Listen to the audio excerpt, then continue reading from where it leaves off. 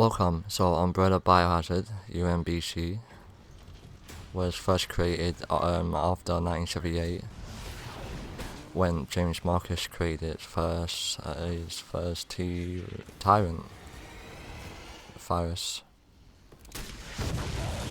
I'm with the Umbrella Biohazard Countermeasure Service, UBCs for short. Are you kidding?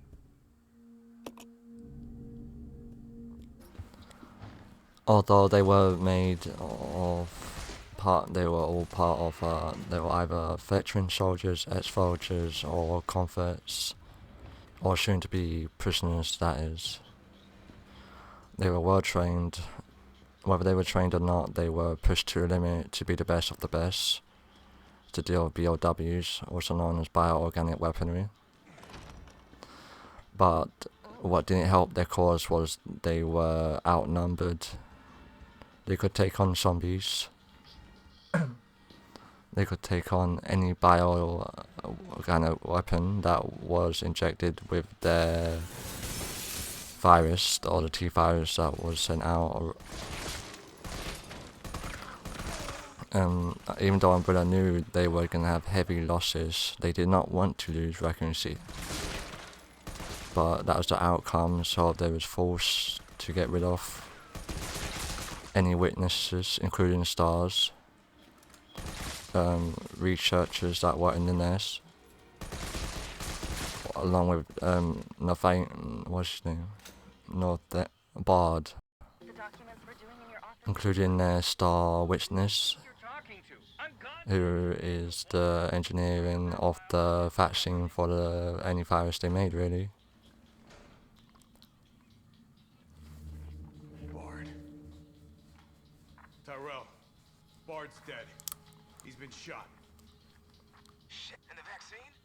I'm looking.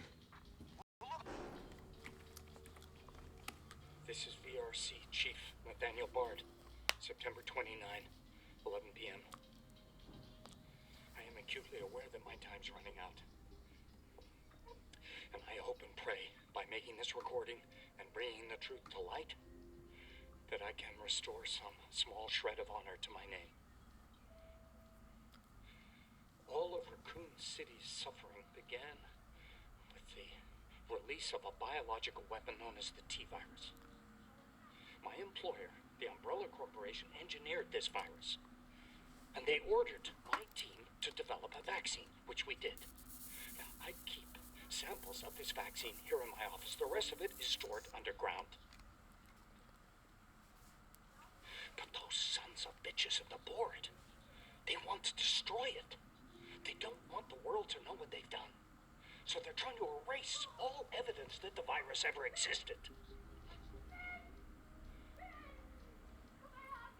Now, I'm not a fool. I know they don't want me to...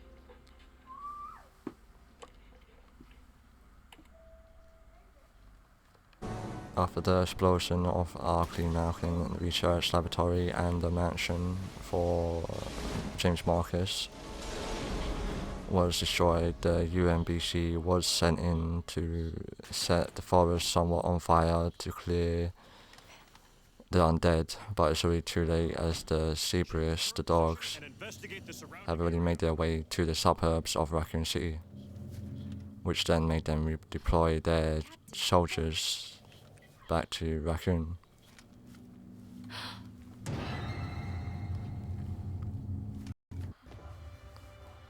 What didn't help the case was that with William Birkin known that he was next to be eliminated, he then infected the water supply to Raccoon City, so the UBC was also infected along with the civilians, so their losses were considerable high, even when they had the vaccine on standby for certain teams. Now, not all teams had the vaccine.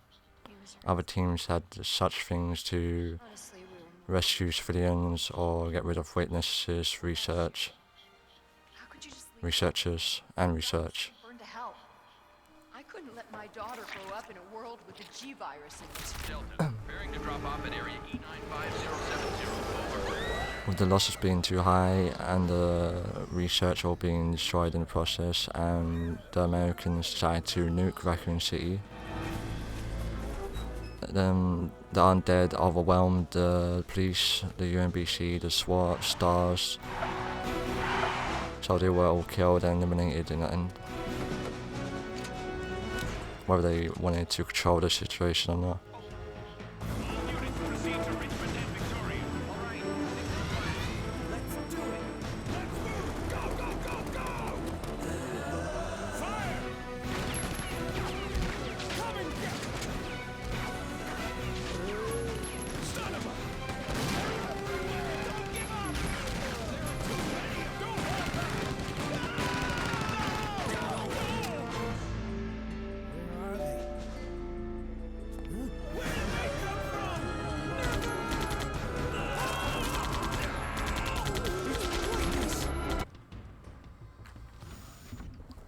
There's also other teams sent out to gather data on the B.o.ws against UBC for their selling and worth to dealers or other countries, in other words.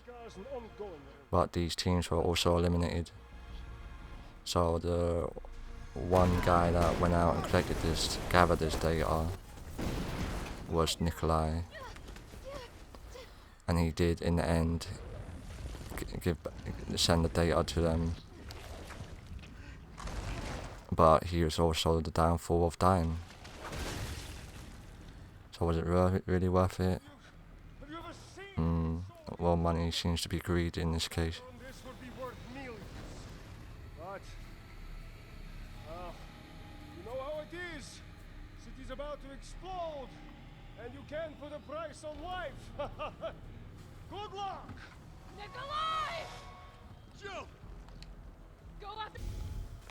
That's about it for the story or the history of the UBC Umbrella Biohazard Countermeasures.